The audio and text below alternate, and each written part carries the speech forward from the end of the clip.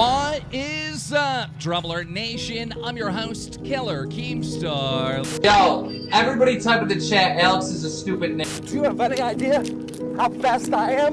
Why am I still getting hate? Alright, Ranger Joe. Now, I'm gonna give it to you. Like I gave it to your mom last night.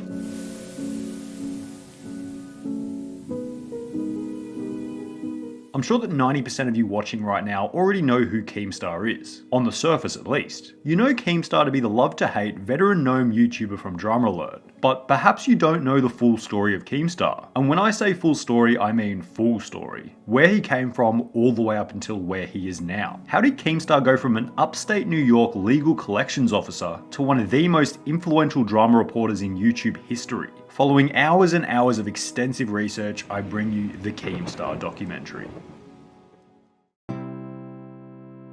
Let's go back to the very beginning, before DramaAlert, before H3H3, before even Black Ops trolling. How did Keemstar even get into YouTube? Back in 2009, a very unknown to the world individual by the name of Daniel Keem was working at an attorney's office doing legal collections in upstate New York. I was never planning to do YouTube, right?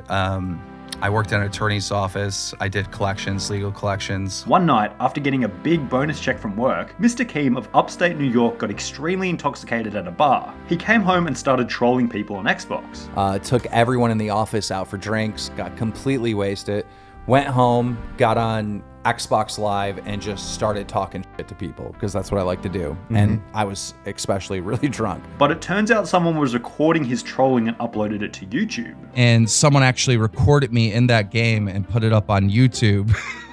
And I had no idea that I was on YouTube or anything, but like the next day I get on Xbox Live and my messages are just filled. I saw your YouTube video, you're hilarious. I feel like I'm a gorilla with a baseball bat fighting a with a spoon. The person that uploaded Keem's trolling then invited Keem to join their trolling group, which at the time was known as FAG, Federation of A-Hole Gamers. He goes, dude, you're the funniest dude like I've ever heard, best trash talker. He's like, you should make videos with us. We just formed this group. We're like, you know, messing with kids, talking trash to them in this game. Daniel Keem accepted FAG's offer, and the first of many Keemstar channels was then created on the 1st of October 2009, which was named X-DJ Keemstar. At the time, Keemstar had his own channel as well as a group for the FAG members. Hi guys, my name is DJ Keemstar. Whether you are an MLG tryhard or just playing to have fun, gamers have always laughed hysterically at the videos that the FAG has created. The FAG channel absolutely blew up in the early days of YouTube, reaching 250,000 subscribers in 2009, which Keemstar believes to be the equivalent of about 10 million subscribers in recent times. I mean, we got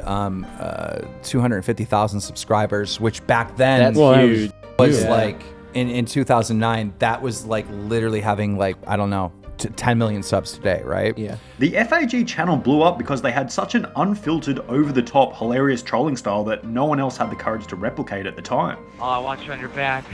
Oh no, I want you on your knees. I'll prop you up on your knees. Say my name. Say my name. Say Keemstar. Say Keemstar. Go girl. Go girl. Come on, cupcake. Let me lick the frosting. Let me lick the frosting. Oh, oh, oh, oh, oh, yeah. Following Keemstar's blow up from the FAG channel on YouTube, Keemstar began live streaming on Blog TV in late 2009, early 2010, where he would grow his trolling reputation further. Blog TV was one of, if not the leading live stream site long before Twitch was around. The website had deals with people like Philip DeFranco, Shane Dawson, and as noted, Keemstar.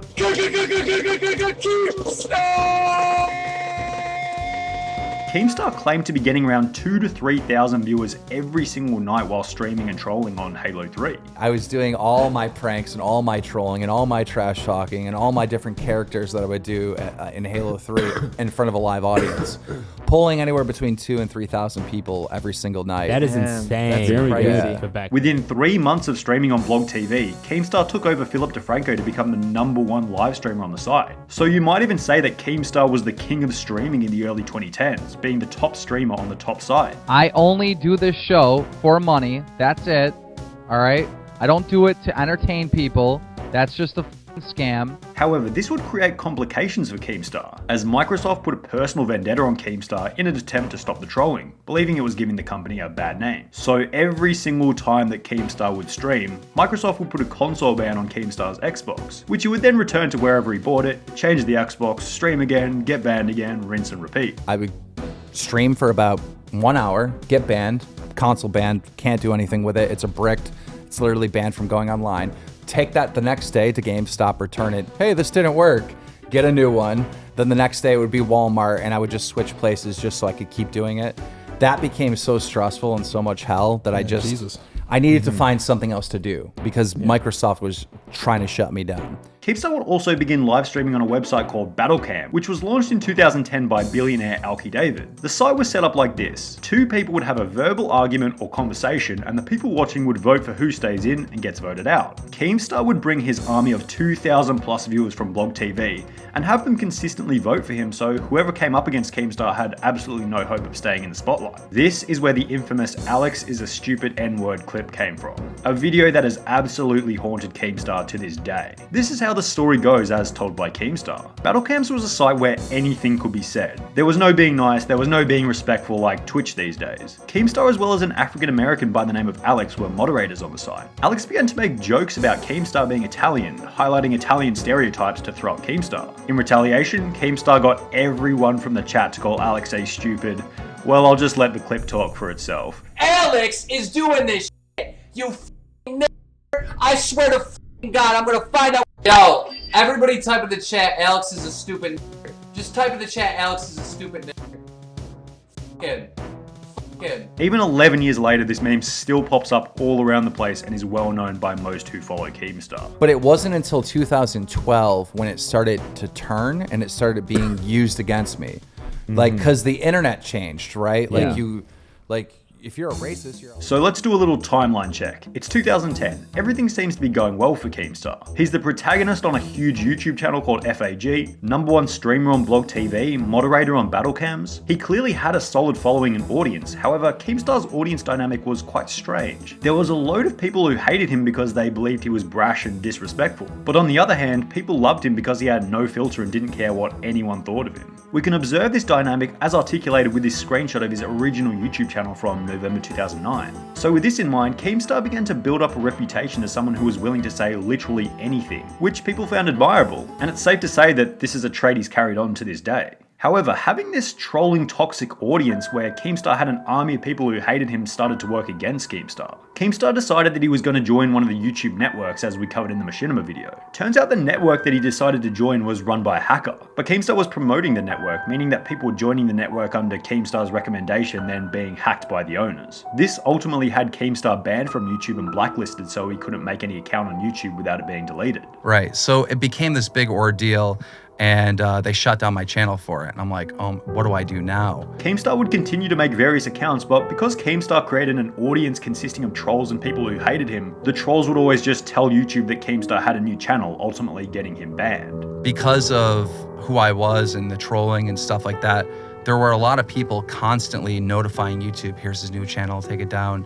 So I would build these channels that get 30,000 subs, get taken down. On top of this, the main FAG channel was then deleted. Keemstar claimed that the FAG channel getting banned was a story in itself on the Misfits podcast. Channel got banned, that's a whole nother story. I wanted to know how the channel got banned. But I can't find any source for why it was deleted on the internet. So if you guys have the reason or the story, feel free to post in the comments. So Keemstar went from the position of being the #1 streamer on Blog TV, as well as being on one of the biggest channels on YouTube, to having every single YouTube channel banned and every single console being blocked as soon as he would start streaming. By 2011, it's safe to say that Keemstar didn't have much opportunity to grow on the internet, given the boundaries put in place by third parties that wanted to put an end to his disruptive behavior. The trolling stuff was done and over with, right?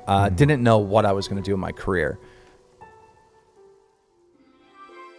However, 2011 would also be the year where multiple things would start to turn in the favor of Keemstar. Keemstar made a realization that a lot of the big Call of Duty players began to play this strange indie game that appeared to be rising in popularity both socially and on YouTube. Big Call of Duty YouTuber at the time starts playing this weird indie game. What is this 8-bit weird indie game? All right, just it makes no sense to anyone, right? A game that he believed to have the potential to take the spot as the #1 game at the time. This game was what we now know as Minecraft. Oh my god, oh my god, Oh my god! However, Keemstar noticed one main issue with this Minecraft game. It was only available on computer, and there were hundreds of thousands of people wanting to play it on console. Minecraft on a console. And that's an awesome idea. And if someone could do it and do it right, it would be amazing. I would play it pretty much every day. It was around the same time that Keemstar started to get notified of a Minecraft ripoff that was coming to Xbox by the name of FortressCraft. The stars just seemed to align for Keemstar here. Thousands of kids wanting to play Minecraft, they all have consoles. There was an amazing opportunity here and Keemstar wanted to get in on it. Get me in contact with this dude. So I got in contact with that dude. Keemstar then got in contact with the creator of the game and offered to promote the game in exchange for a cut of the company. The owner of the game was reluctant at first, so Keemstar had to do something in order to show the owner that he could really make things work for this game. I go, okay, I'm gonna promote this game for 24 hours. I fire it up and I'm just gonna prove to you what I can do. Keemstar had all of his fans spam every YouTuber and gaming website in order to let everyone know that this Minecraft for Xbox game was coming out. Like, oh, this game is coming, Minecraft clone is coming, da da da da. Within 24 hours, this game has so much publicity. Every gaming website does an article on it. This proved to the owners of the game that Keemstar could be influential in the growth of FortressCraft. The owners then gave Keemstar 30% ownership of the game, which was followed by 2 million sales once the game was released. The guy gives me 30% ownership of the game, and the game comes out, and it sells 2 million copies. So what did Keemstar have at this point? Well, he had a bunch of money, but still not really any online presence. He bought himself a new car and a new house, but probably figured out having a lot of things and nothing to do is a pretty unfulfilling life. Keemstar wanted to get back into the internet world. He wanted to start working again. I needed a new shtick because, you know, the trolling in online games, it wasn't the hit thing that it was before. There were so many other people that were doing it at that point. It was also around this time when another YouTuber had recently blown up on the website. A YouTuber that these days is subject to much controversy, but at the time was considered an absolute legend. I'm talking about the one and only Use Me Blade. Keemstar and Blade began to form a friendship following Keemstar and Blade accidentally getting in contact with each other. I was like, dude, can you get me in a Skype call with this Keemstar guy? So getting the call and Keem's like, Blade, bro, huge fan. Because Keem and I both kind of started at the same time. Blade then decided to move from Seattle to Buffalo to go and live 5 minutes from Keemstar. Keem has a girlfriend and a daughter. He can't move. I had no restraints, so I moved from Seattle to Buffalo and got a house about 5 minutes away from Keem's. Blade and Keemstar then began doing the Bad Kid podcast, which was very popular and blew up. However, Keemstar was blacklisted from YouTube, so the channels kept getting deleted over and over again. Started a podcast with one of my friends called The Bad Kid Show.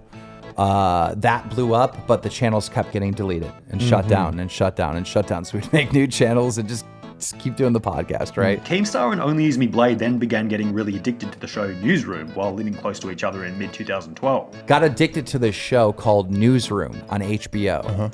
Like addicted. Like I was in that world.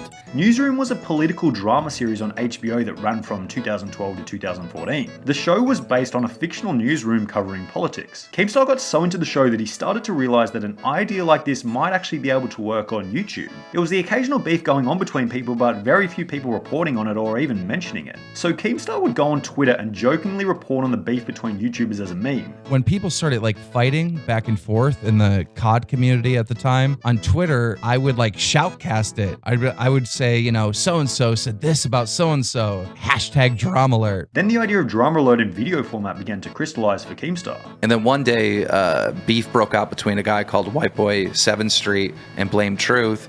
And I said, I'm going to make a video and I'm going to read the tweets back and forth and make it in an organized manner where people can understand exactly what took place.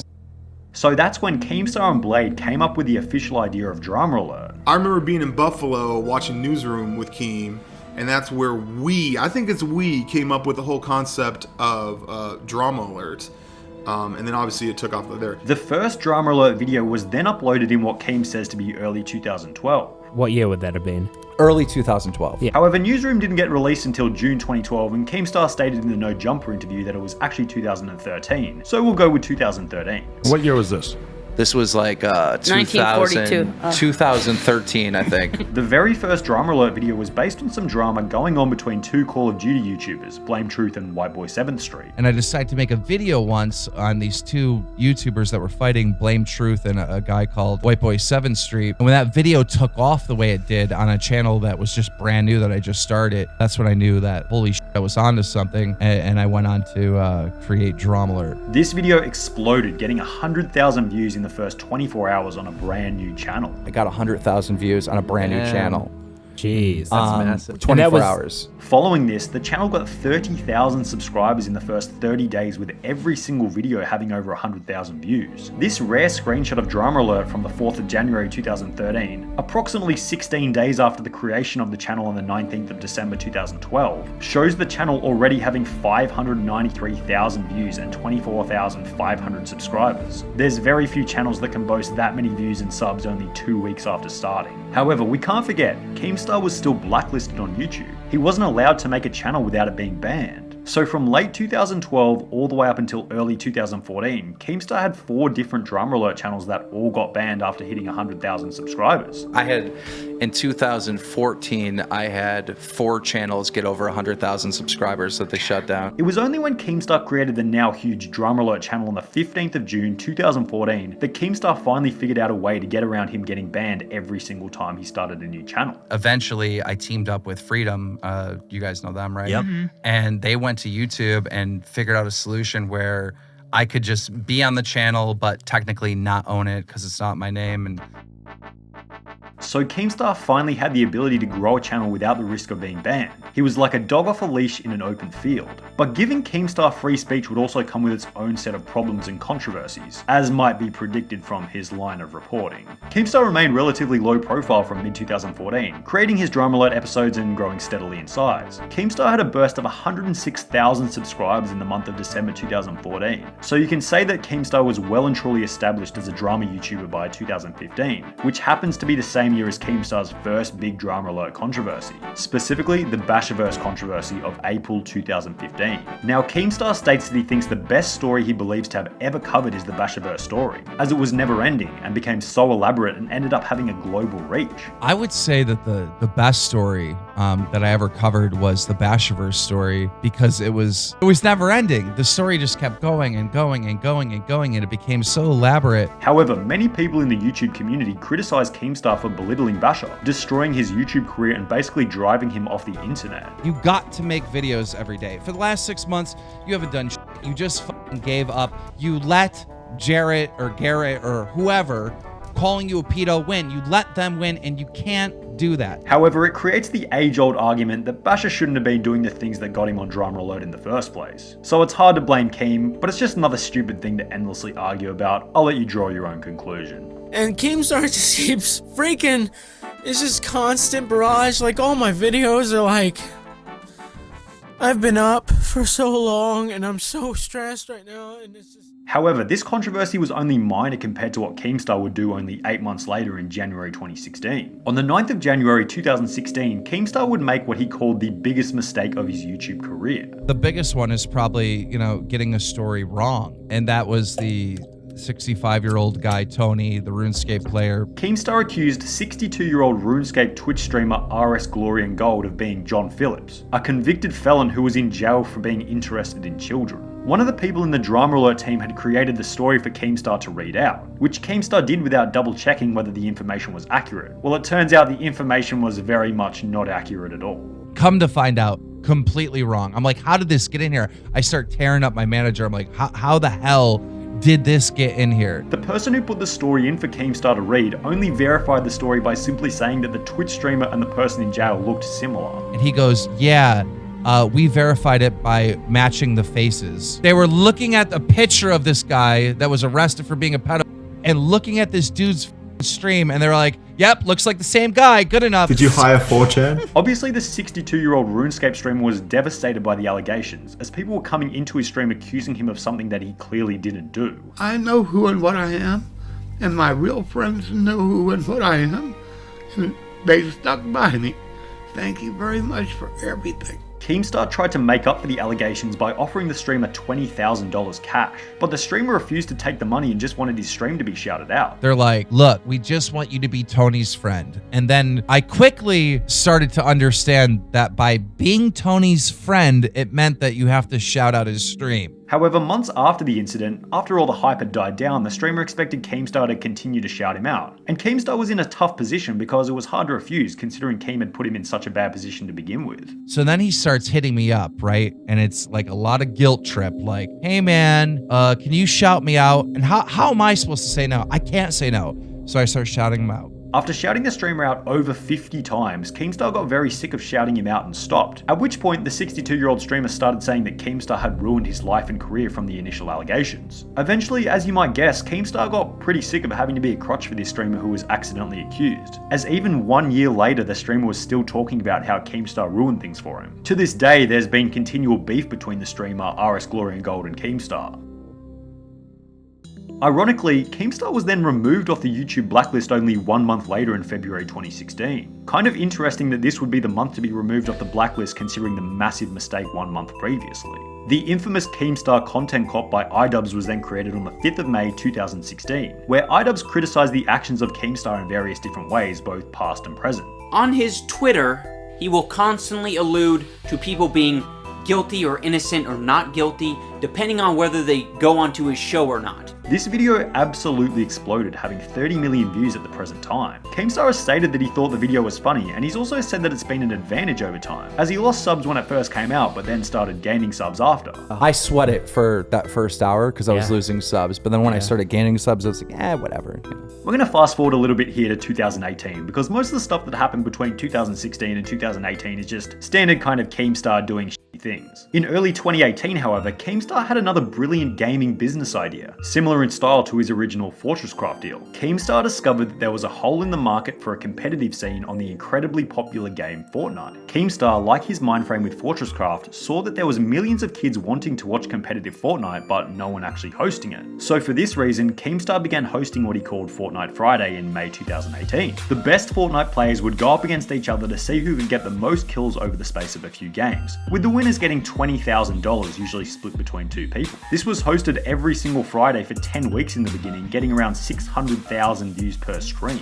However, Fortnite Friday would begin to become controversial for Keemstar, as the developers of Fortnite wanted to host their own competition. Keemstar was only offering $20,000 per competition, while the developers of Fortnite were offering over $500,000 per competition, with much more professional production, so Keemstar took a bit of a backseat in the Fortnite esports scene. However, this wouldn't be the end of Keemstar working on esports. During the Fortnite Friday period, Keemstar jokingly dropped a tweet about a fake event, Minecraft Monday. It was a joke, but a load of content creators began petitioning for Keemstar to make Minecraft Monday a real event. So Keemstar tweeted that if he gets 5,000 retweets on a Twitter post, he would make Minecraft Monday a reality. As you can probably guess, it got the retweets. The first Minecraft Monday was played on the 24th of June 2019, and the rest is history. Keem's reputation and name grew larger and louder through these events, which only led into the year 2020. Now, it's safe to say that 2020 has been a pretty crazy year for Keemstar already. On the 13th of March 2020, tattoo artist Romeo Lacoste filed a lawsuit against Keemstar for $3.5 million over the defamation of character. Back in March 2019, Romeo Lacoste was accused of sending inappropriate videos to underage fans, which was then covered on DramaAlert. The biggest tattoo artist in the space on YouTube,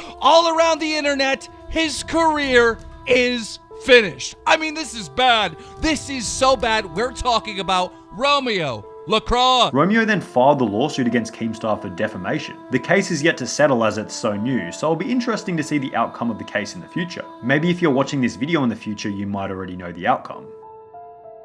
Then more recently in May 2020, the H3H3 Keemstar drama began with Keemstar and H3 getting into a heated argument on Twitter. The content creators already had an unstable relationship dating back several years, which is interesting considering Keemstar was one of the first few guests to go on the H3H3 podcast when it first began. We are here with the legend, the super villain, the f***ing villain of YouTube. You know him, you might love him, you might hate him, but you know him for sure. His name is Killer Keemstar. H3H3 then uploaded the first content nuke on the 19th of May 2020, which basically outlined the entirety of Keemstar's controversies, of which, as you can guess, there were many. The controversy between H3H3 and Keemstar has caused DramaAlert to slowly lose subscribers since the upload, losing 90,000 subscribers over the last 1 month as at June 2020. Keemstar also lost his longtime G Fuel sponsorship following the controversy. Keemstar claimed to have walked away from the sponsorship, but I'll let you do your own research on that one. A lot of people on Twitter claim this to be the end of Keemstar's career. However, if there's anything that Keemstar's past has taught us, this little H3H3 drama is not going to be nearly enough for Keemstar to give up making his content.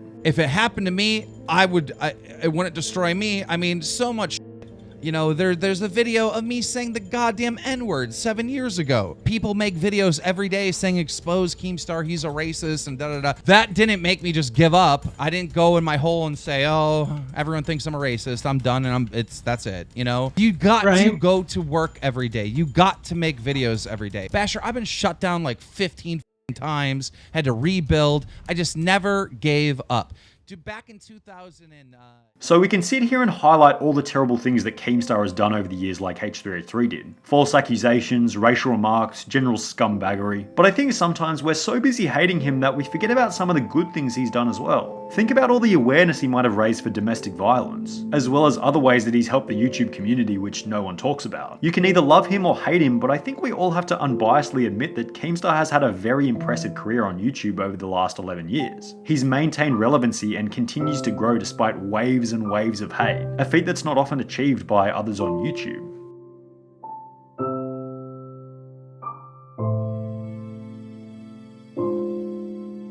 That's going to be all for this video though, guys. If you guys could like and subscribe, I'd appreciate the hell out of that. But other than that, I'll see you guys in the next one. Take it easy.